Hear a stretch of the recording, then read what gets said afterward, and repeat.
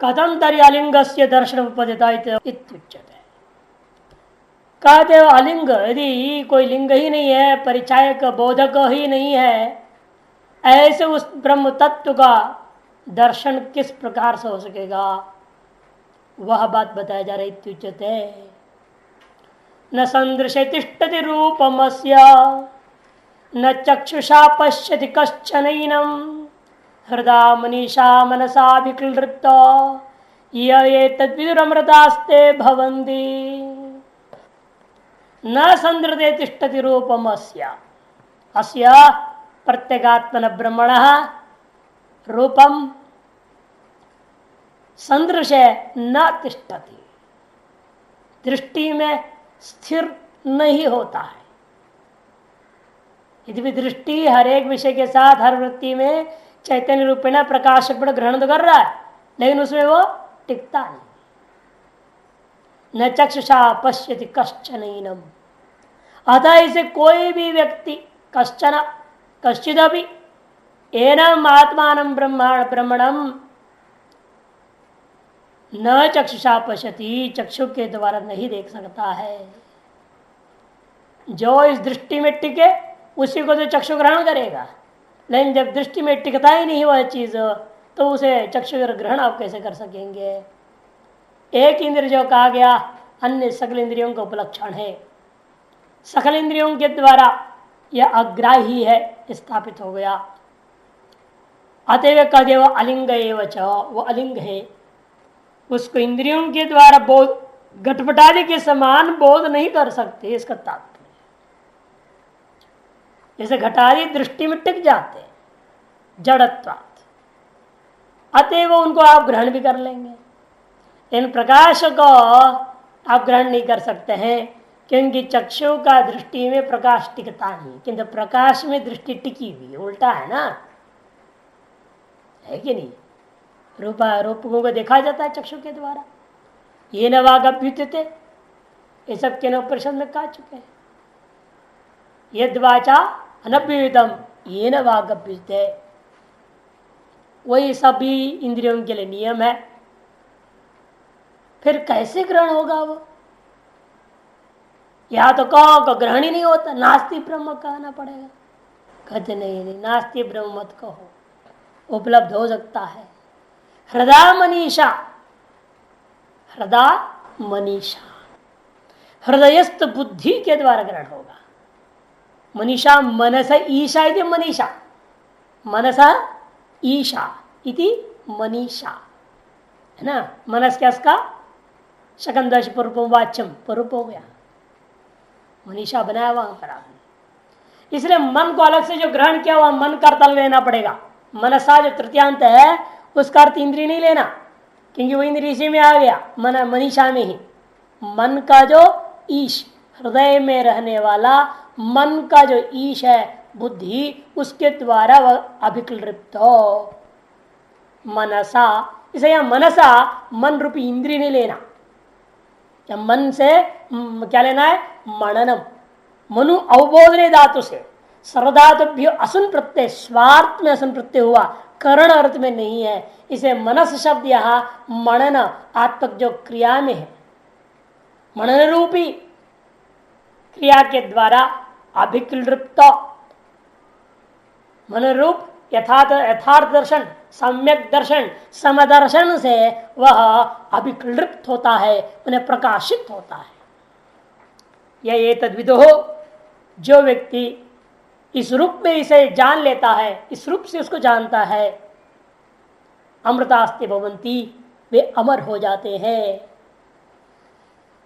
केवल बुद्धिग्राही ही है। कैसा बुद्धि, दृश्यत्व ग्रह बुद्धियां पहले बोल चुके हैं। अत्यंत सूक्ष्म तीखी हो गई और तीक्ष्ण हो चुकी है, शुद्ध अत्यंत शुद्ध है, ऐसी जो है यथा आदर्शे, अभी पूर्व मंत्र में कह चुके हैं। जैसे दर्पण स्वच्छ दर्पण होता है, निर्मल दर्पण, वैसा निर्मल बुद्धि के द्वारा वग्राही है। लेकिन जान के विषय दिया मनीषा। लेकिन जब बुद्धि मन का स्वामिनी हो तो, मन का दासी होगा तो नहीं। आम आदमी सभी के अंदर क्या है, बड़े बड़े विद्वान साधु महात्मा सबका हाल है, मन मालिक बना हुआ है, नौकर मालिक हो गया और मालकिन जो थी वो दासी हो गई, उल्टा उसका नौकर का दासी हो गई, नौकर मालिक हो गया। अरे मालकिन थी, मालकिन दासी हो गई उसकी, उल्टा नौकर की सेवा में लग गई, नौकर को मालिक समझ गई है और उसी की सेवा में लग गई है। उल्टा वो जैसा कहे वैसा करती है, वही बात को ग्रहण करके उसी में निश्चय करके उसी अनुसार चलती रहती है। वह बुद्धि की तरह ग्रहण नहीं होगा। यदि किस बुद्धि से ग्रहण होता है? जो अपने आप को पहचान ली है बुद्धि, क्या मैं स्वामिनी हूं और यह मेरा ये मन क्या है? मेरा नौकर है, ये निश्चय कर लिया और मैं मालकिन हूं, इसे मेरे अनुसार इसको चलना चाहिए। मैं कहूं है शास्त्र चिंतन कर तो करना चाहिए, मैं कहता ध्यान कर, ध्यान करना चाहिए मन को। अब उल्टा क्या हो रहा है? मन कहता है बुद्धि को चल तू वहां पिक्चर देख टीवी में, तो बुद्धि भी देखने लग जाती है, हाँ ठीक है भाई तू जो कह रहा वैसे करता हूं। उल्टा हो गया मामला सब। इसीलिए आदमी दुख में है, जन्म मरण के चक्कर में है, संसार बंधन में है, उल्टा हो जाने से। अब उसको सीधा करो। तीसरे मंत्र में कह दिया मनीषा, बुद्धि को मन का मालकिन बनाए रखो और मन को इसका एक नौकर, एक साधन बनाए रखो, तब तो लक्ष्य प्राप्ति हो जाएगा। तब सम्यक दर्शन रूपी मनन के रूप सम्यक दर्शन, यथार्थ दर्शन, समदर्शन के द्वारा वह आत्मा, वह ब्रह्म प्रत्यगात्म प्रकाशित हो जाता है, अभिक्लिप्त बने प्रकाशित हो जाता है। जो ऐसा उसे जानता है वही मुक्त हो जाता है, अमर हो जाता है। न संदृश है, भाष्य में संदर्शन विषय न तिष्ठति। संदर्शन दृष्टि में विषय रूप से वह आत्मा कभी टिक नहीं सकता, घटपट आदि के समान। क्या नहीं टिकता है वहां? कहते प्रत्यगात्मनो अस्य रूपम, अस्य प्रत्यगात्म रूपम, यह जो प्रत्यगात्मा का जो स्वरूप है वह इस दृष्टि का विषय रूपेण कभी प्रतिष्ठित नहीं होता। जिसलिए दृष्टि का विषय जो नहीं बना वह चक्षु के ग्राह्य ही नहीं। अतो न चक्षुषा सर्वेंद्रियेण, इसलिए वह चक्षु के ग्रहण नहीं होता। या चक्षुषा जो है वह सकल इंद्रियों का उपलक्षण, इसलिए सर्वेंद्रियेण चक्षुर ग्रहण से उपलक्षणार्थत्वात्, जो चक्षु ग्रहण किया है वो उपलक्षण है। चक्षु के द्वारा क्या नहीं होता? कहते पश्यति न पश्यति, माने नोपलब्ध थे, वह अनुभव नहीं कर सकता उसको। कौन नहीं कर सकता अनुभव चक्षु के द्वारा? कश्चन, कश्चिदपि, कोई भी व्यक्ति नहीं कर सकता। किसको? एनम प्रकृतम आत्मानम, कश्चन एनम, एनम है ना, एनम मैंने इस प्रकृत आत्मा को चक्षु और चक्षु के समान अन्य इंद्रियों के द्वारा घटपटादि विषयों के समान अपने अपने दृष्टि आदि का विषय बनाते हुए इस आत्मा को कोई अनुभव या ग्रहण नहीं कर सकता। कथम तरितम पश्येत, फिर किस प्रकार से उसे ग्रहण किया जाएगा? इत्युच्यते, इसके बारे में कहा जाता है। हृदय हृदया बुद्धिया, हृदय में, हृदय हृदय मने हृदय, हृदय में जो स्थित उसके द्वारा, इसे हृदय कर दिया हृदया, हृदस्थ, स्त्रीलिंग कर दिया हृदस्था, उसकी तृतीया हृदस्थया, हृदय में स्थित वस्तु के द्वारा। क्या है वो वस्तु? तो बुद्धिया। इसी में देखिए नीचे टीका में बाह्यकर्ण ग्रामो प्रमेयपि यदा मनो विषयान संकल्पयते तदा मुक्षोर बुद्धि ही तस्य नियंत्री भवति। बाह्यकर्ण ग्राम को प्रम होने पर जब मन विषयों का संकल्प करता है तब मुक्षु का जो बुद्धि है क्या करेगा? वो उस मन को कंट्रोल कर देगा, नियंत्रण में पकड़ेगा। हे मन, डांटेगा उसको तो क्या कर रहा? हे मनः किमर्थम तुम पिशाच प्रधावसी, तुम पिशाच और भूत प्रेत के समान काय को पीछे पीछे भाग रहा विषयों का? डांटेगा मन को। ये बुद्धि का काम, बुद्धि का काम है मन को डांट के फटकार के नौकर को बोल दे क्या कर रहा है, बाहर क्यों भाग रहा है, इधर उधर बैठो इधर। जैसे मालिक डांटते हैं ना नौकर को, इधर उधर भगदड़ मचा रखा है तो वैसे बुद्धि में डांटेगी मन को, चुपचाप बैठ, फालतू मत भाग इधर उधर विषयों का पीछे। न तावत स्व प्रयोजनार्थम। इसलिए जो है वह यदि वह दौड़ते रह जाएगा तो सिद्ध नहीं करेगा, मन अपने मन माने भागते रहेगा इधर उधर। हमारा प्रयोजन कैसे सिद्ध होगा? फिर हम अपने प्रयोजन सिद्धि के लिए नौकर को रखे हैं, नौकर की मौज मस्ती के लिए नौकर को रखे हैं? नौकर तो को अपने प्रयोजन के लिए हुआ करता है ना, जैसे डांट पड़ अपने काम कराना है। तब जड़त्वाद प्रयोजन संबंध अनुपत्य है। क्या समझा रही है? देखो तुम तो जड़ है, तेरे को अकल है ही नहीं कुछ, तू तो समझता ही नहीं क्या प्रयोजन है। इसे मैं जैसे कहूंगी वैसे तेरे करते रहना है। विषयाणांच क्षणिष्ठत्वात्, देखो जो विषय है ये सब विनाशी होते हैं। इत्यादि दोष दुष्टानाम संबंध प्रयोजन पत्य है। इत्यादि दोषों से दुष्ट उन विषयों का संबंध करके तुम्हारा कोई प्रयोजन सिद्ध होने वाला नहीं है। ना पिछेत्रार्थम, और न तुम्हारा अपना प्रयोजन सिद्ध होगा इन विषयों के पीछे भागने से। मन को समझा रही है बुद्धि, तो हे मन तू इन विषयों के पीछे भागेगा, इससे तेरा कोई प्रयोजन सिद्ध होने वाला नहीं है, न चेतन का कोई प्रयोजन सिद्ध होने वाला है। ना पिछेतनार्थम तस्य असंगत, वो तो असंग है, उसको कोई प्रयोजन ही नहीं है। परमानंद स्वभावत्वाच्च, और परमानंद स्वभाव है। यदि नियंत्रित बुद्धि मनिट उच्चते, ऐसा नियंता होने से उस बुद्धि को मनिट शब्द प्रयोग कर दिया गया। मनीषा भाष्य मनीषा मनस संकल्पाद रूपस्य इष्ट नियंत्रित्व रीति मनिट तया मनीषया। मनीषा मन क्या है? संकल्पाद रूपा है, उसका जो इष्ट मन नियंता करने नियमन करने वाली इति मनीट, प्रथमा के वचन बना मनीट मनीट मनीषो मनीषा।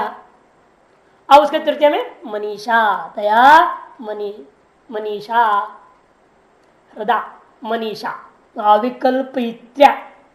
इसका मतलब क्या? ऐसी स्वभाव वाली है जो मन जितना संकल्प विकल्प करे उसको पीट पाट करके डांट फटकार के उसको अविकल्प पहुंचाने वाली होने से बुद्धि को कहते हम अविकल्पित्री। अविकल्पिता कौन है? मन। और बुद्धि अविकल्पित्री है, संकल्प विकल्प नहीं करने वाली है, सदा निश्चयात्मक वृत्ति रखने वाली है। फिर तृतीय जो मनसा फिर क्यों अलग से आया? कहते उस मनसा का अर्थ अलग है। मनसा मनन रूपेण सम्यक दर्शनेन, इसका अर्थ क्या लेना? मनन रूपी जो सम्यक दर्शन, समदर्शन, उस समदर्शन रूपी सम्यक दर्शन के द्वारा यह बुद्धि क्या करती है? अभिक्लृप्तो अभिसमर्थितो अभिप्रकाशिता इत्येतत्, उस ब्रह्म को आत्मा को प्रत्यगात्मा को पूर्ण रूपेण अभितः प्रकाशन कर देती है। आत्मा ज्ञातुम शक्यते इति वाक्य शेष। कहने का मतलब इस प्रकार से, इस प्रकार की बुद्धि के द्वारा ही आत्मा को हम जान सकते हैं, जानने में समर्थ हो सकते हैं। ये इसका अर्थ है। इतने शब्दों को यहाँ वाक्य शेष पर जोड़ लेना चाहिए। तम आत्मानं ब्रह्म एतद ये विदो अमृतास्ता बंदे भवंती, उस आत्मा को ब्रह्म को जो लोग इस प्रकार से ही जानते हैं तो वे लोग निश्चित रूप से अमृतत्व को प्राप्त हो जाते हैं। सारिन मनिट कथम प्राप्त थे? वह हृत मनिट जो हृदय में रहने वाली मन का जो मालकिन, वह किस प्रकार से हमें प्राप्त हो जाएगा? कि हम तो यही देख रहे हैं ये मन बड़ा चंचल है, चंचल में मन कृष्ण प्रमाथि बलवदृढ़, और एक क्षण चुपचाप बैठता है नहीं है, न जात तिष्ठति कर्म कृत क्षणम अपि कह दिया है। तो ऐसा है जो शैतान मन को कैसे बुद्धि बेचारी सीधी साधी भोली भाली कैसे फंसा के रखेगी, इसको ठिकाने पर कैसे बिठाएगी? वो कुछ नहीं, आसान है। बस बुद्धि अपना असलियत को समझ ले तो अपने आप सही हो जाएगा। असली बुद्धि अपने सामर्थ्य को पहचानती नहीं है। अपने सामर्थ्य को पहचान ले फिर करे क्या? मन चुप रहेगा अपने आप। क्यों? मन जो संकल्प विकल्प करता है उसके संकल्प विकल्प के अनुरूप निश्चय कर रही है ना, ये गड़बड़ी कर रही है। अपने सामर्थ्य को भूल गई, केवल अपने गुण मात्र का इस्तेमाल करे। अपने गुण क्या निश्चयात्मिका, और वो क्या निश्चय कर रही है? जो दे दे माल उसके अनुरूप निश्चय है या नहीं? ये गड़बड़ी है। अरे तुम स्वतंत्र हो निश्चय करने में, तुम पराधीन निश्चय क्यों कर रही है? अपनी निश्चयात्मिका जो स्वातंत्र शक्ति है वो भूल गई और अपनी निश्चयात्मिक सामान्य शक्ति क्या कर रही हो भी पराधीन होकर प्रयोग कर रही है, मन के अधीन होकर अपनी निश्चयात्मक शक्ति का प्रयोग कर रही है। उसे प्रयोग करना चाहिए स्वतंत्र रूप अपनी निश्चयात्मक शक्ति का प्रयोग करना चाहिए। ऐसे हम कई बार बोलते हैं हम लोग तो बुद्धि को प्रयोग करना जानते ही नहीं, मन का ही प्रयोग हो रहा है और मन जैसे कह रहा है उसके अंदर बुद्धि हाँ में हाँ मिलाती रहती है, ना में ना मिला देती है। जैसे दक्षिणी में हाँ कन्नड़ के लोग कहते हूँ बसवा हाँ बसवा होता है ना, जो मांगने वाले आते हैं बैल को लेकर के, नंदी बैल को लेके आते हैं, वो जैसे कहेगा हंग करेगी करेगा बैल कर देगा बैल, वैसे बुद्धि का हाल हो रखा है। जैसा मन गए हूँ और हाँ कहती रहती है। पराधीन अब निश्चयत्व शक्ति का प्रयोग कर रही है, स्वाधीन जो प्रत्याप जो थी शक्ति वह पराधीन प्रयोग कर रही है, यही भूल हो चुका है।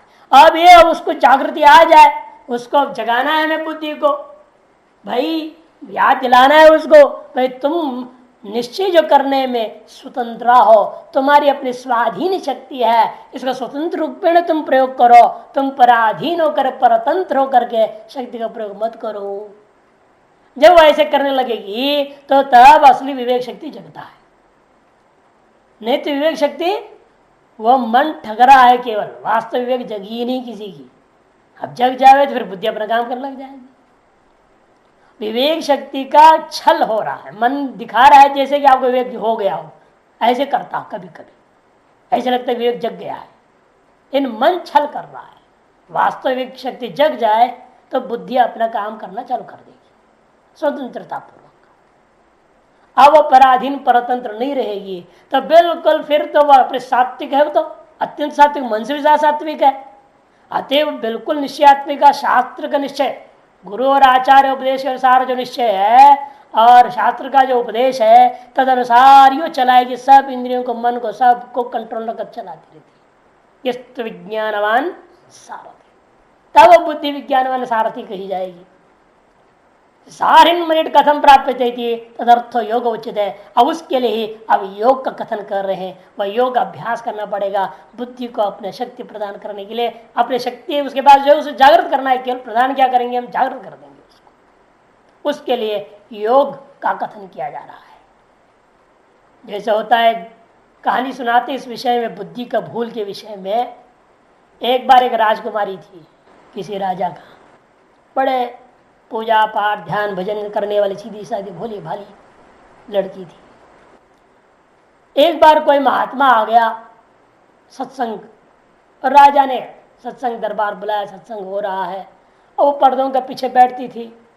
रानी और राजकुमारी सब सुनते रहे तो बड़ा प्रभावित हुई उस महात्मा का सत्संग से। बड़ा राजा से आग्रह करके कहीं हम सत्संग अकेले में कुछ बात करना चाहते हैं महात्मा जी से। तो एक ही बेटी के नाते जो बड़ा प्यार लाड़ था, ठीक है, महात्मा को उन्होंने बुलाया और उन्होंने कहा भाई आप जो है बैठिए यहाँ, वो आएगी राजकुमारी और आपसे अकेले में कुछ सत्संग करेगी। ठीक है, महात्मा जी बैठे हैं, वो अकेले बैठी सामने और बोलने लगी, आप इससे प्रभावित हो गई हूँ, मैं आपको गुरु बना लेना चाहती हूँ और मैं आपकी शरणागत हो रही हूँ, आप मुझे जो अपने आश्रम ले चलो। उन्होंने कहा राजा तो फांसी डाल देगा मेरे, अकेली बेटी तुम, कहाँ तुम, और शास्त्र भी कहता तुम सन्यासी नहीं तो हो नहीं सकती, और मेरा कोई आश्रम नहीं, मैं तो पक्कड़ बाबू घूमते फिरते रहना रमता जोगी हूँ।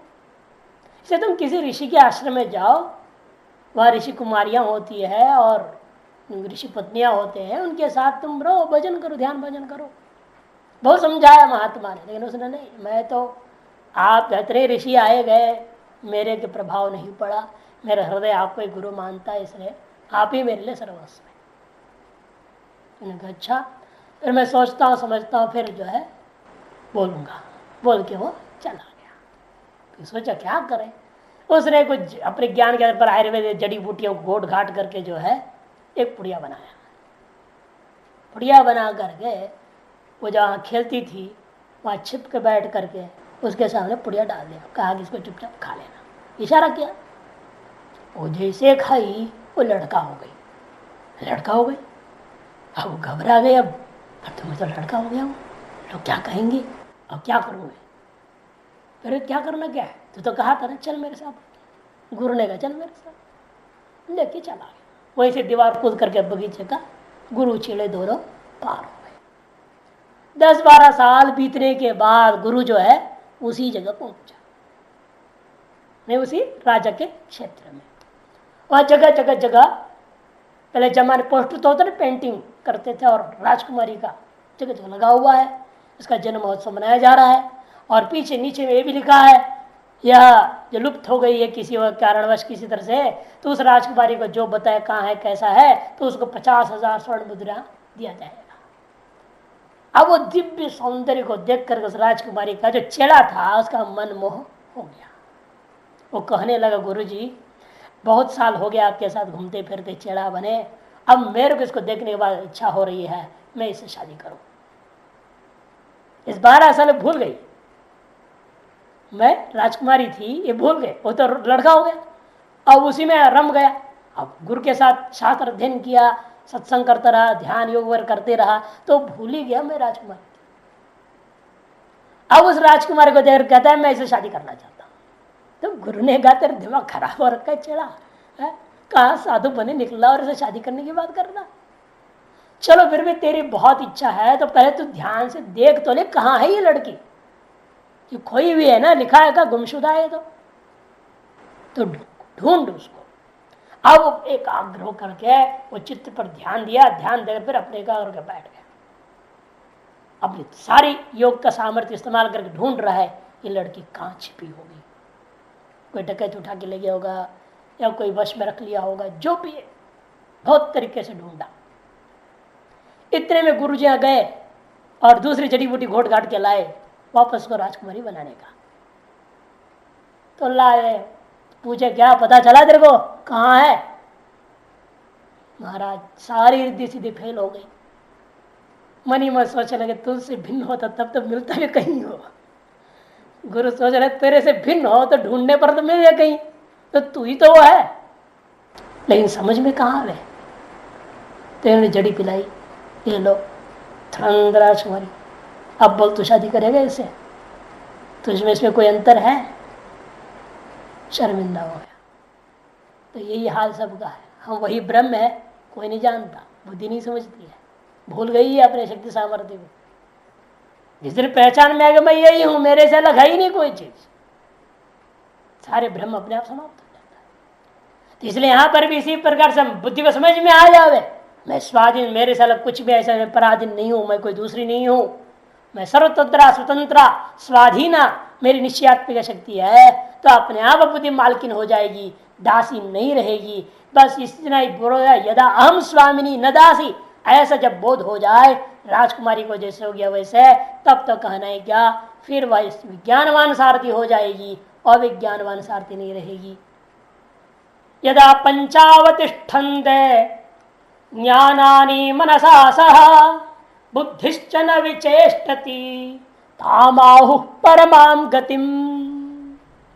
यदा पंचवतिष्ठन्ते ज्ञानानि मनसा सह, जब मन के सहित पांचों ज्ञान इंद्रियां आत्मा में स्थिर हो जाते और ये निश्चयात्मिक बुद्धि, हम मालपानी में देने वाला मन जब ठप हो गया, अब बुद्धि भी अपने असली रूप में आ गई है, अब वह न विचेष्टति, और विषयों के पीछे भागने वाली नहीं रह गई है, स्वरूप में वो भी प्रतिष्ठित हो जाती है। उस अवस्था को ताम गतिम परमाम गतिमिति प्राहु, उस अवस्था को लोग जो है परम गति कहते हैं। यही असली योग है, माने प्रत्याहार, और कुछ नहीं है। यहाँ पर प्रत्याहार के बिना रास्ता ही नहीं है अध्यात्म में, प्रत्याहार ही मुख्य है। धारणा ध्यान समाधि तो स्वतः ही होने लग जाएगा, प्रत्याहार तो होवे पहले। समस्या तो सारी इंद्रियों की बहिर्मुखता है, विषयों में आसक्ति है, वासना में बाहर भाग रहे हैं, ये इनको अंतर्मुख कर दिया जाए सारा काम हो जाएगा। इन इंद्रियों को किसी तरह से रोक है भागने से। इंद्रिया रूपी घोड़े मन माने भाग रहे हैं, इनको रोक लिया जाए सारा काम हो जाएगा।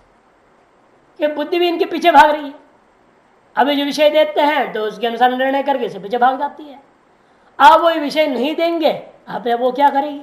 तब अपने असलियत उसको याद भी आ जाएगी, स्मृति करने का अवसर मिल गया उसको, स्वस्वरूप की स्मरण करने का अवसर मिल जाता है। विषय स्मरण का, विषय जो है अनुभव का अवसर समाप्त होने पर, इसे कहते हैं जब यह होगा तब बुद्धि स्थिर होगी। जब बुद्धि स्थिर होती है वही वास्तविक प्रत्याहार है, उस समय धारणा ध्यान समाधि त्रिपुटी हो जाएगा। तत्र त्रय संयम, इस योग सूत्रकार करते हैं आपको अलग अलग प्रयास करने की जरूरत नहीं, वास्तव में धारणा ध्यान समाधि के लिए तीनों इकट्ठे अपने आप हो जाता है, तीनों एक साथ हो जाता है, प्रत्याहार होने की केवल देरी है। लेकिन सारी दुनिया में जितने भी योग स्कूल है कोई प्रत्याहार की शिक्षा ही नहीं देते, डायरेक्ट मेडिटेशन की बात करते हैं, सब ठग है। वो सोचते होंगे यदि हम इन्हें प्रत्याहार सिखा दें फिर धारणा ध्यान समय तो अपने आप हो जाएगा इनका, फिर तो कौन आएगा हमारे यहाँ दोबारा, इसलिए इनको प्रत्याहार मत सिखाओ, इधर आसन प्राणायाम सिखा दो, फिर एकदम ध्यान समाधि की बात बोलो जो उनके लिए होना ही नहीं है, कभी वो कभी होगा ही नहीं ध्यान समाधि के प्रत्याहार करने का सिखाया है नहीं। प्रत्याहार की शिक्षा के बिना बाकी सब आगे पीछे का सब बेकारी है। यम नियम आसन प्राणायाम भी व्यर्थ है और धारणा ध्यान समाधि कुछ भी आप साधन करते हो भी व्यर्थ ही जाएगा। तो इसीलिए मुख्य चीज शास्त्रों में जो श्रुति हो स्मृति हो सब जगह क्या है, प्रत्याहार को पूरा जोड़ दिया गया है। या यदा यदा मैंने यस्मिन् काले स्विषेभ्य निवर्तितानि आत्मनि एव पंच ज्ञानानि ज्ञानार्थत्वात् श्रोत्रादीनि इंद्रियाणि ज्ञानानि उच्यन्ते। पंच ज्ञानानि, ज्ञानानि शब्द का अर्थ यहाँ मंत्र में इंद्रियाणि, अरे ज्ञान शब्द इंद्रिय के लिए कैसे प्रयोग कर दिया आपने, तब कहते ज्ञान रूपी प्रयोजन के लिए होने से इन श्रोत्र इंद्रियों को भी ज्ञानानि कहा दिया। जैसे रोड बद्रीनाथ नहीं होता है, लेकिन बद्रीनाथ के लिए जाने वाला रोड होने उसका नाम भी बद्रीनाथ रोड रख दिया है नहीं। उसी प्रकार यहां पर भी ज्ञान प्रदान करने के लिए प्रयोग होते हैं इंद्रियां, इसलिए इंद्रियों का नाम ही ज्ञानानि कह दिया। जो कि कैसे हैं वे इंद्रियां, निवर्तितानी विषय, अपने अपने विषयों से निवृत्त कर दिए गए हैं। निवृत्त कर दिया तो क्या हो गया, चुपचाप तो बैठते नहीं है, खटपट तो करेंगे ना, फिर कुछ ना कुछ अंदर करेंगे, जब बाहर का विषय दूर करो तो भीतर का विषय को लेकर बैठ जाएंगे। कहते नहीं नहीं, आत्मनि एव, किंतु आपने इसको लगाना कहाँ है, फिर अंतर्मुख करके आत्मा में लगाना है, आत्मविषय चिंतन करना है, श्रुति स्मृतियों के मंत्रों को लेकर के उन्हीं का चिंतन करते बैठे रहना है। इसे कहते आत्मनि एव पंच ज्ञानानि ज्ञानार्थत्वात् श्रोत्रादीनि इंद्रियाणि ज्ञानानि उच्यन्ते। आत्मनि एव अवतिष्ठन्ते, वो क्रियापद है, आत्मा में ही उनको टिका दिया गया है। केवल इंद्रियों को कैसे टिका दोगे, मन संकल्प करते भागते रहेंगे ना, ये अपने मर्जी तो चलते नहीं इंद्रियां। तब कहते मनसा सह मनसा, मन सहित इंद्रियां बैठेंगी, केवल इंद्रिय नहीं बैठ सकते, कभी मन सहित इंद्रियों को बिठाना पड़ता है। इसलिए कहा है ना कि केवल आपने इंद्रियों को, बाहर की इंद्रियों को रुई आदि ठोस ठास करके आंखों को पट्टी बांध बूंद के बैठोगे तो भी कोई फायदा नहीं होता, जब तक मन को हम नियंत्रण में ला। मन को नियंत्रण करने सरल तरीका बता दिया था प्राणायाम है कि नहीं, और श्वास ध्यान, स्वहम है ना, हम स्वहम आवाज करते हो जो चल रहा है श्वास, इस पर ध्यान देना है। जब ले रहे हैं तो सो हम ऐसे इसके पर ध्यान दो, मन अपने आप नियंत्रण में रहता है। स्वहम ध्यान, स्वहम का जो श्वास जो चल रहा है इस पर स्वाभाविक को भी लेना छोड़ना नहीं है, लेना छोड़ना प्राणायाम हो गया, और उसे नियमन कर दिया तो पक्का हो गया प्राणायाम। और लेने छोड़ने के प्रयास की भी ना, स्वाभाविक जो चल रहा है निरंतर उस पर स्वहम आवाज के साथ केवल मन से कल्पना कर, उसे ध्यान दे तो मन स्थिर हो जाएगा। इसलिए कहते हैं मन के सहित यद अनुगतानी, क्योंकि जिससे अनुगत होकर के, इसी मन से अनुगत होकर के ही तो व्यवहार करते बेचारे।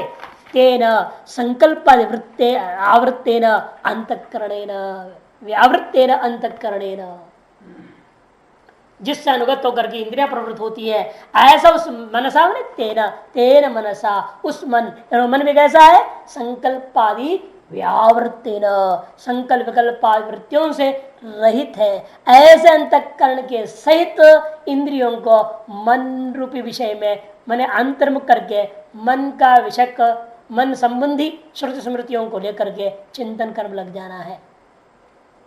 बुद्धिश्च अध्यवसाय लक्षणा न विचेष्टते। अब बुद्धि को क्या करेगी बेचारी हो, मालटाल तो मिल नहीं रहा है बाहर से, कुछ बाहर का मालटाल तो नहीं मिल रहा है ना इंद्रियों के और मन के द्वारा, न अंदर की वासना पे माल ही मिल रहा है उसको। मन को तो आपने स्थिर कर दिया, न अंदर के वासनामयी विषय मिल रहे हैं, न बाह्य भौतिक विषय मिल रहा है, उसके पास पहुंच रहा है, तो क्या करेगी अपने आप अशांत बैठ गई है।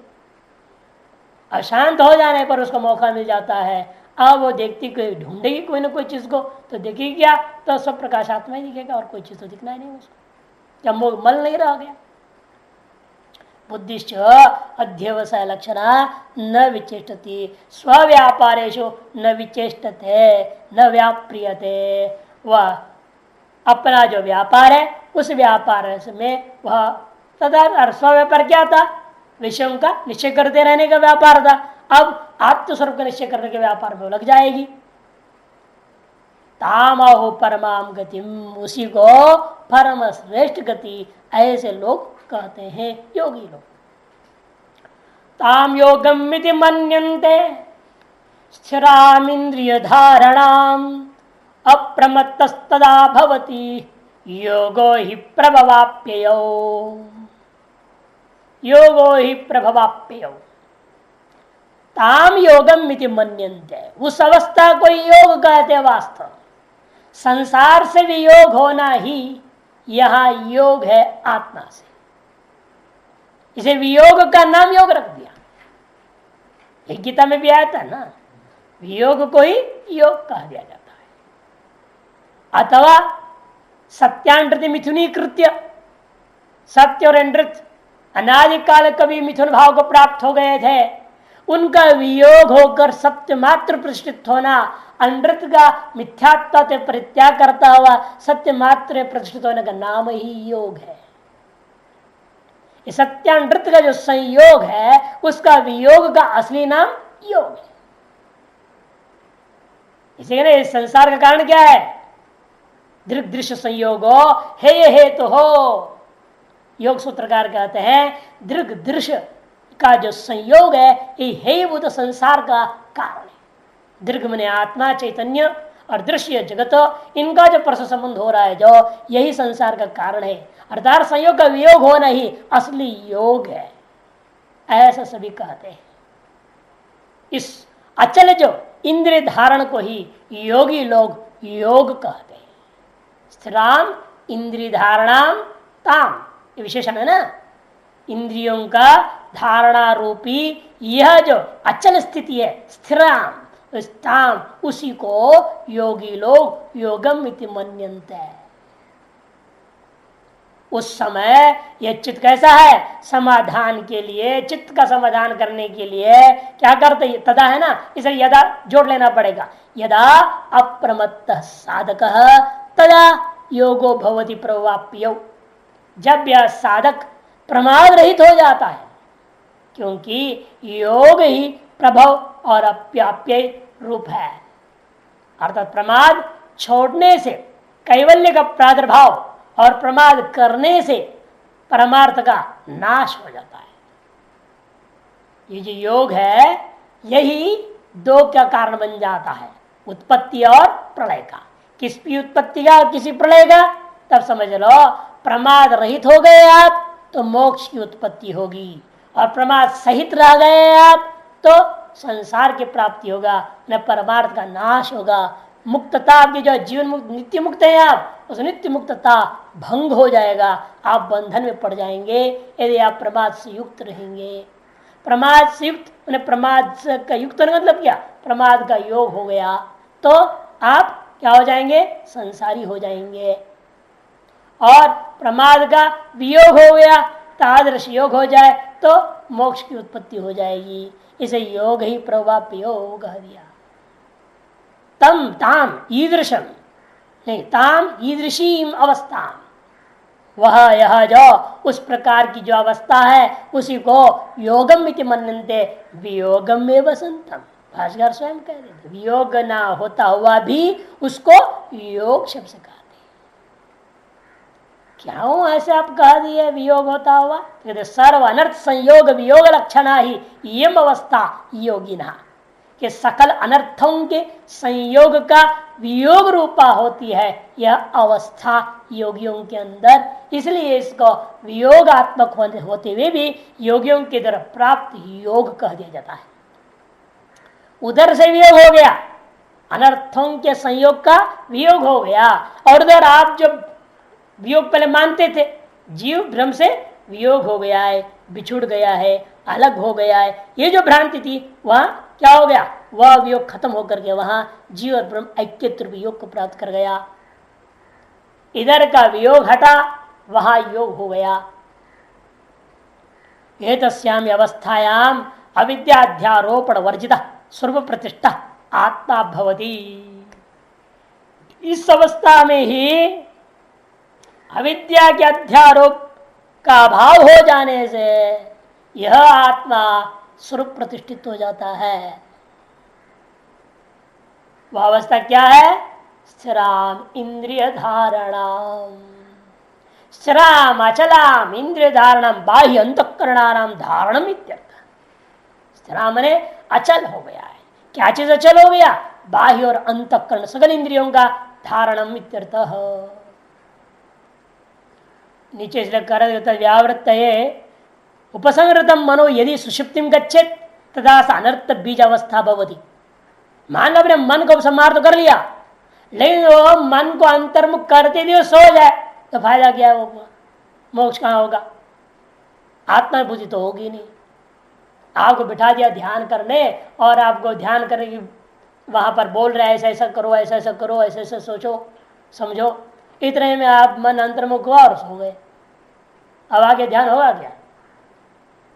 इसे कहते हैं मन का उपसंहार तो कर लिया आपने, लेकिन सो गए। सुषुप्तिं गच्छेत् यदि तदा सा अनर्थ बीज अवस्था हो, अनर्थ बीज अवस्था पहुंच गए हो। अब अनर्थ से मुक्ति नहीं हो सकती है, अनर्थ बीज में टपक गए, फिर गए अंकुर होगा, पेड़ होगा, अनर्थ का ही तो होगा। फिर आम का बीज से आम का पेड़ होता है, अनर्थ का बीज से अंदर संसार में वृक्ष ही तो मिलेगा, और क्या होएगा? तद व्यावृत्त है, इसे और सुषुप्ति से व्यावृत करना पड़ेगा। पूर्णम ब्रह्म अहम अस्मि इति आवृत्त योजयेत, आ गया ना? पूर्णम ब्रह्म अहम अस्मि, इसकी आवृत्ति में मन को लगाओ। हम ब्रह्मास्मि, हम ब्रह्मास्मि, हम ब्रह्मास्मि, हम ब्रह्मास्मि मन कहते रहे, कोई भी बात नहीं, जब भी में लगा दो उसको।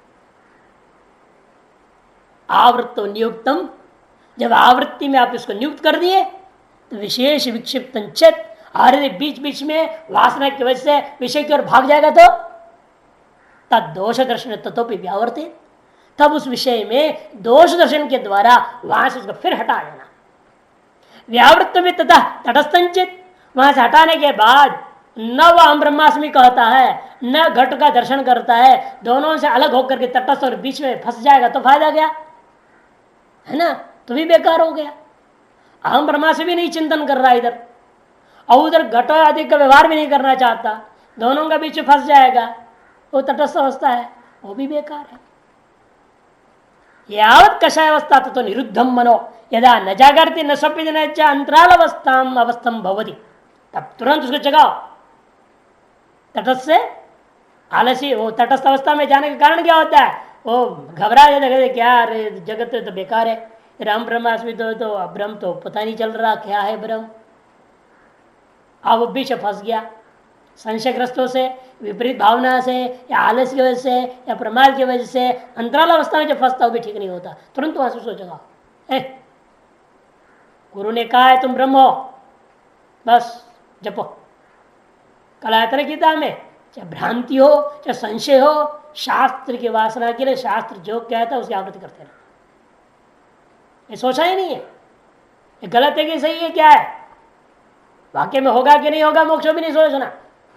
ये ब्रह्मज्ञान नहीं हूं, संशय तो भी चलेगा, तो भी हम ब्रह्मा से रटना बंद नहीं करना।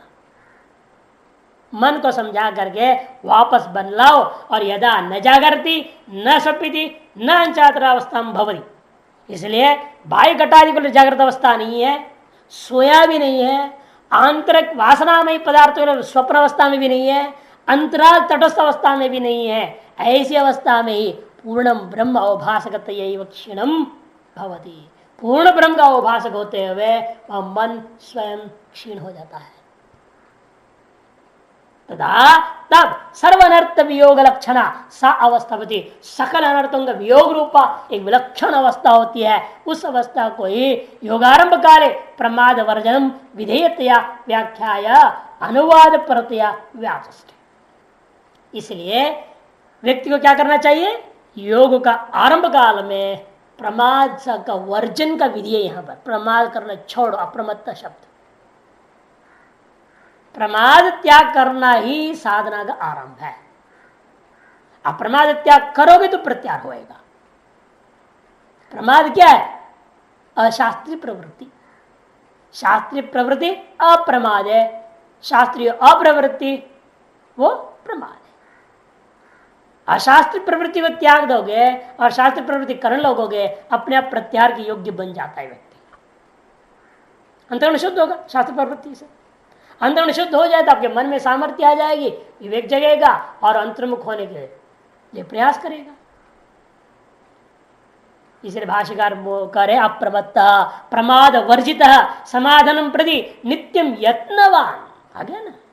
प्रमाद से रहित होकर समाधान प्राप्ति के लिए नित्य यत्न करने वाला होगा।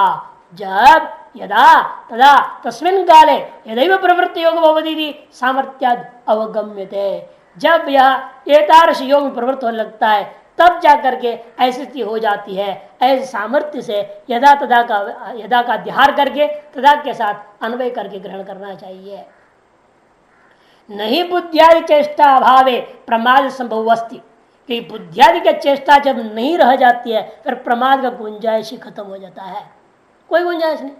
प्रमाद कहाँ होगा? किससे होगा प्रमाद? जब सारी इंद्रियां मन और बुद्धि सब आत्मा में टिक गए, अब प्रमाद कौन करे? किससे प्रमाद होगी?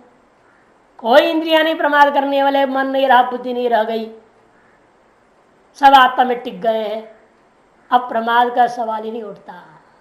तस्माद प्रागेव बुद्धिया चेष्टा उपरमाद अप्रमाद विधीयते। आगे ना, इसीलिए बुद्धियादि की चेष्टा ब्रह्म स्थिति प्राप्ति से पहले की बातें कही जा रही है। प्रागेव वो स्थिति की बात प्रमाद को गुंजाइश ही नहीं। बाद में अप्रमत्त भव क्यों कहेंगे? अब समाधि में होने के बाद कहा जाए क्या अप्रमत्त भव? ये तो पहले की बात है। प्रत्याहार में जिसका नहीं हो रहा है ठीक से उसको कहा जाता है बुद्धियादि चेष्टा। बुद्धियादि से मन और इंद्रियां इनकी चेष्टा के उपराम से पहले प्रागेव अप्रमाद विधीयते। अप्रमाद की विधि किया जा रहा है। ये विधि पक्ष में हो गया। अब अनुवाद पक्ष से मंत्र की व्याख्या कर रहे हैं। प्राप्त का अनुवाद करना है केवल हमें। अथवा से आरंभ करते यदैव इंद्रियाणां स्थिरा धारणा तदानीमेव निरंकुशम अप्रमत्तत्वम् इति। ना फल रूप में ले लिया, विधि नहीं है यहाँ पे। से जब आपका मन बुद्धि और इंद्रियां स्थिर धारणा को प्राप्त कर लेती है उसी समय झटिति निरंकुश अप्रमत्तत्व प्राप्ति हो जाएगी आपको। पहले आप प्रमाद और अप्रमाद के बीच में फंसते रहते हैं। जिस धारा जिसे चल रहा है, कभी तो शास्त्र अनुसार चल रहे हैं, कभी फिर प्रमाद हो जा रहा है, अशास्त्र अनुसार चल रहे हैं, फिर शास्त्र अनुसार चल रहे हैं। ऐसे चलता है, लड़ाई झगड़ा चलती रहती है। मन के साथ खूब लड़ाई करना पड़ता है। ये मन की आदत हो रखी है ना। इतने लाखों योनियों में इतने अरबों साल से अशास्त्र प्रवृत्ति में ही जीने की आदत रखने वाला मन को झटिति अब कहां से लाओगे शास्त्र प्रवृत्ति में? 100% 100% प्रवृत्त नहीं करा सकेंगे। वह अपनी वासना लेकर झट भाग जाएगा, तुरंत राग द्वेष में जाएगा, काम क्रोध में चला जाएगा, मद मात्सर्य में चला जाएगा, असूया कर लगेगा। कुछ न कुछ जो मौका मिलेगा उसको छोड़ता नहीं, वो मौके में कट भागता है। इसलिए आपको 24 घंटे सतर्क रहना पड़ता है, तुरंत उसको लाना पड़ता है। जहां गया फिर पकड़ो। इसलिए कहते हैं कि वो निरंकुशत्व को प्राप्त अप्रमत्तम तो अभिधीयते अप्रमत्तस्तभवति। इसलिए कह दिया गया यहाँ पर मंत्र में अप्रमत्त हो जाता है उस समय। कुता? क्योंकि योगो ही प्रवाप्यो, हेतु में दे दिया था। योगो ही मने अस्मात् प्रवाप्यो उपजनन अपाय धर्म का। क्योंकि योग का स्वभाव है उत्पत्ति और विनाश। किसी चीज को उत्पन्न करता है, किसी दूसरी चीज को नाश करता है। ये योग का काम ही है, या यही तो होता है। पूर्व पूर्व देश के साथ वियोग हुआ, उत्तर उत्तर देश के साथ संयोग हुआ। योग होने का मतलब ये कहीं ना कहीं से अलग हुआ है आपने, तो दूसरे के साथ जुड़ा है आप, यही होता है। अब किससे अलग हो रहे, किससे जुड़ रहे, ये बात अलग चीज है, विचारने विषय बन जाता है। तो कहते संसार से अलग हो गया, अनर्थ बीज से अलग हो गया और मोक्ष से जुड़ गया। इसे अप्रमाद है तो संसार से वियोग, आत्मा से योग। प्रमाद है तो आत्मा से वियोग और संसार से योग हो जाए, उल्टा इत्यर्थो। इसलिए अतः अपाय परिहाराय अप्रमाद कर्तव्य आ गया ना। इसलिए अपाय जो विनाश है उसकी परिहार करने के लिए अप्रमाद पूर्वक योगो कर्तव्य इत्याभिप्राय, यह इस मंत्र का अभिप्राय है। बुद्धियादि चेष्टा विषय चेत ब्रह्म इदम तत् इति विशेषतो गृह्येत, तब पूर्व पक्ष खड़ा होता है। ये नहीं हो सकता, आपने जो कहा ये योग से धारणा से ब्रह्म को पकड़ लेंगे, अनुभव हो जाएगा, प्रकाशित हो जाता है, ये झूठी बकवास है, हो नहीं सकता। क्यों? क्योंकि यदि बुद्धियादि चेष्टा का विषय यदि होता है तो इदंते ब्रह्म ग्रहण होगा। जैसे अयं घटक, जब बुद्धि प्रवृत्त होती है, बुद्धि प्रवृत्त हुई कुछ जानने की, मन ने संकल्प किया जो सामने दिख रहा है उसको समझो, पकड़ो। तो मन ने चक्षु के सामने जो था उसे पकड़ा और क्या हुआ तब, इदम अयम घट है ना, इदम पय इत्यादि ग्रहण हुआ। जब बुद्धि मन और इंद्रियों की चेष्टा होती है तो जो गृहित होगा वो इदम तय ही गृहित होगा, कभी भी अहम तय गृहित नहीं हो सकता। ये तो अहम घट हो जाएगा। अहम घट को ग्रहण किया क्या आज तक, तो अयम घट ही ग्रहण होता है। इसलिए कहते हैं जब बुद्धि मन और इंद्रियों की चेष्टा का विषय होने का मतलब है वह इदम रूपेण ग्रहण होना चाहिए। इदम ब्रह्म इति तत्, वह जो ब्रह्म है वह इदम रूपेण ग्रहण होना चाहिए। यदि विशेष तो गृह्येत, ऐसे विशेष रूपेण ग्रहण होगा। और बुद्धियादि उपरम में, बुद्धियादि जब चेष्टा होती नहीं है तो कुछ भी ग्रहण नहीं होते। जैसे सुषुप्ति काल में क्या ग्रहण हो रहा है वहां, बुद्धियादि प्रमेच ग्रहण कारण अभावात, ग्रहण का साधन ही नहीं रह गया। कौन ग्रहण करेगा, बुद्धियादि तो उपराम प्राप्त कर गए। जिस साधन से कुछ ग्रहण करते रहे आज तक, वो सारे साधन को आपने ठंडा कर दिया है, उपराम को प्राप्त करा दिया। अब उस आत्मा को ग्रहण करने का साधन नहीं रह गया कोई और। मन बुद्धि और इंद्रियों के अलावा कोई और साधन नहीं किया जिसे मन आप आत्मा ग्रहण कर रहे हो, और कोई और साधन भी नहीं है। इसलिए अनुपलभ्य मानम नास्ति ब्रह्म, ये मानना पड़ेगा। यदि बुद्धि मन और इंद्रिय शांत तो भी उपराम को प्राप्त हो गए तो ग्रहण करने का कोई साधन ही नहीं रह गया, ग्रहण होगा ही नहीं। तो आपको कहना पड़ेगा ब्रह्म नहीं है, ब्रह्म नास्ति, वो ये कहनी पड़ेगी। क्योंकि सामान्य हम लोक व्यवहार क्या देख रहे, यदि कर्ण गोचरम तद अस्तित्व प्रसिद्धम लोक है। क्योंकि लोक में जो हमारे कर्ण चक्षुरादि इंद्रियों का गोचर मैंने विषय हुआ करता है, तत् वह अस्ति ऐसे ही प्रसिद्ध होती है। इसे आत्मा को आप अस्ति करके बोल नहीं सकते, क्योंकि आत्मा इंद्रियों का विषय नहीं हो रहा है। इसलिए घटादियों के साथ जैसा अस्ति होता है वैसे ब्रह्म अस्ति आप नहीं बोल सकते। जब इंद्रियों का अविषय हो जाए तब आप क्या कहते हो, घटो नास्ति कहते हो, है ना।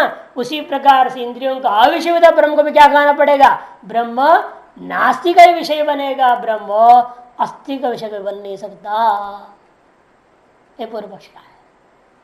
क्योंकि लोके प्रसिद्धम, लोक में यही प्रसिद्ध होता है जो इंद्रियों का विषय होगा वह अस्थि एतर्ष पद व्यवहार योग्यता को प्राप्त कर जाता है, और जो इंद्रिय का विषय नहीं होता वो अस्थि का निषेध अर्थात नास्ति एतर शब्द व्यवहार की योग्यता को प्राप्त कर जाता है।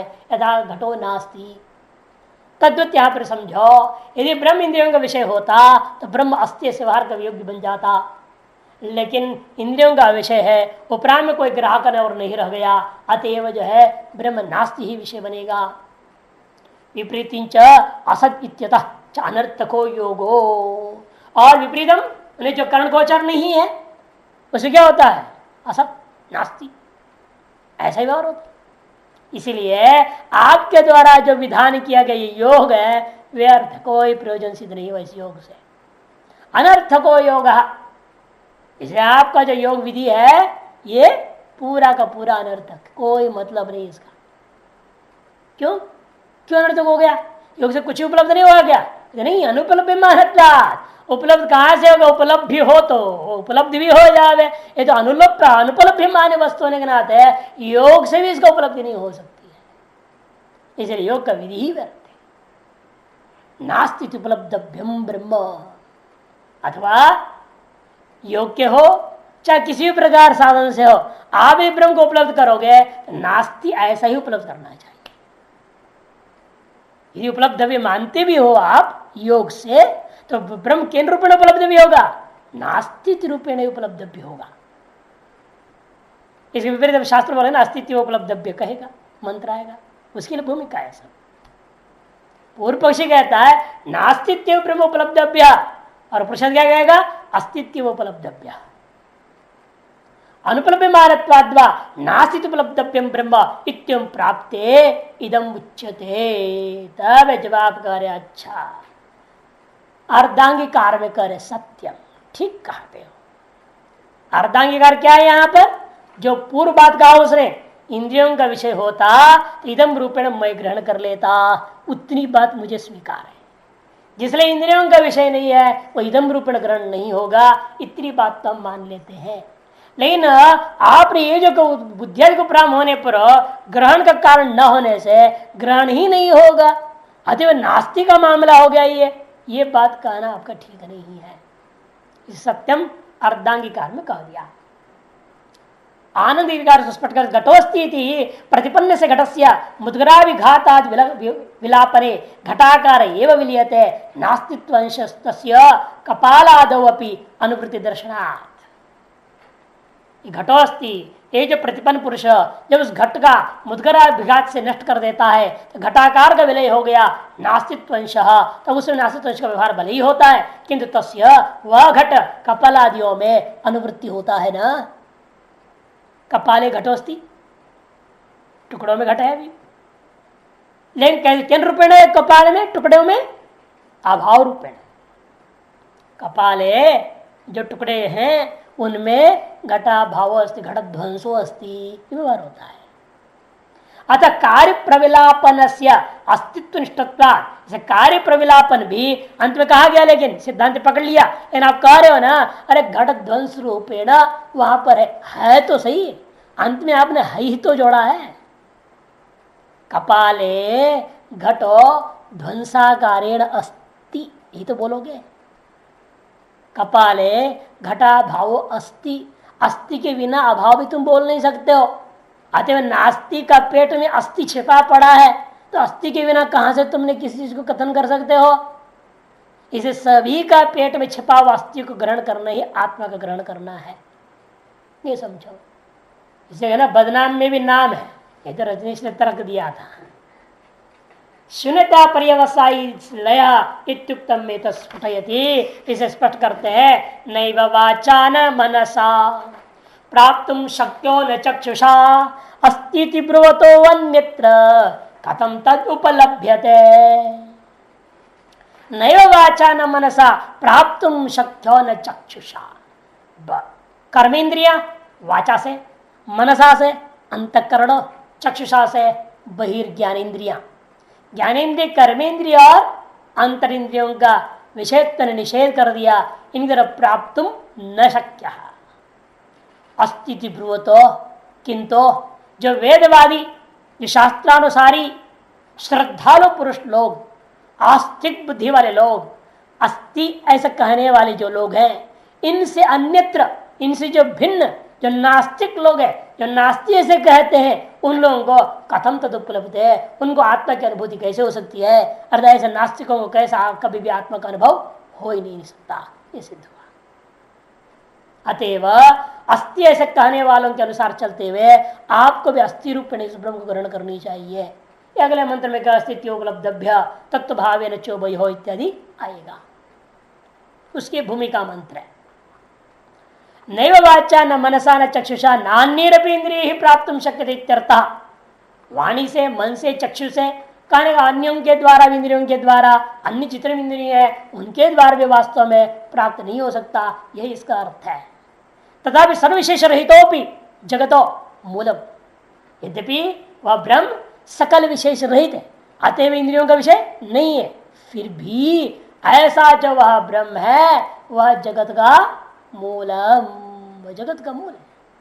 इति अवगतत्वात्, ऐसा आप ही आपको पहले ऊर्ध मूल वाक्शाक इत्यादि से निश्चय करा चुके हैं। अतएव अस्त्येव कार्य प्रविलापन से अस्तित्व, इसलिए तादृश ब्रह्म जो जगत का मूल अस्त्येव है ही, इसमें कोई संशय नहीं। क्यों? कार्य का जो प्रविलापन का भी कोई न कोई कारण में उनकी निष्ठा, अस्तित्व निष्ठत्वात्, वह अंततोगत्वा वह अस्तित्व में ही निष्ठ है। कोई भी कार्य का नाश करोगे वह अपने कारण में अस्तित्व रूपेण है। इसे सारे जगत रूपी कार्य का नाश करूंगा तो कहां जाएगा ये नाश होकर के? ऐसे कारण में रहेगा। तो कारणे विनष्टो घट अस्ति, जैसा कहते हो वैसे कारणात्मके ब्रह्मणि विनष्टो जगदस्ति, ऐसा कहा ना। अतएव जब कार्य का प्रविलापन माने विनाश जब मैं करता हूं तो उसका विनाश कहां जगह टिकेगा? अस्थि में ही प्रतिष्ठित होता है। तथा इदम कार्यम सूक्ष्म तारतम्य पारंपर्येण अनुगम्यमानं सद्बुद्धि निष्ठाम एव अवगमयति। उसी प्रकार यह जो कार्य है पहले आपने पढ़ चुके हैं, इंद्रिय परायर्थार्थभ्यश्च परमनः, इस सूक्ष्मता के तारतम्यता की परंपरा के अनुसार से अनुगम्यमान होता हुआ, अनुगम्यमानम सत, ऐसा होते हुए बुद्धि निष्ठा, सद्बुद्धि निष्ठा में, क्योंकि छांदोग्य प्रश्न में क्या कहा? सन्मूला सत्प्रतिष्ठा सदायतनाः। ये बारंबार कहते हैं श्वेत केतु को, समझो सत्य है मूल इस जगत का, सत्य प्रतिष्ठा है इस जगत का, सत्य आयतन है इस जगत का, सत्य तुम हो, ये तुम ब्रह्म हो, ऐसे 9 बार समझाया है। सद्बुद्धि निष्ठा, सद्बुद्धि माने अस्थि बुद्धि में ही इसकी निष्ठा होती है, ऐसा हमें समझना चाहिए।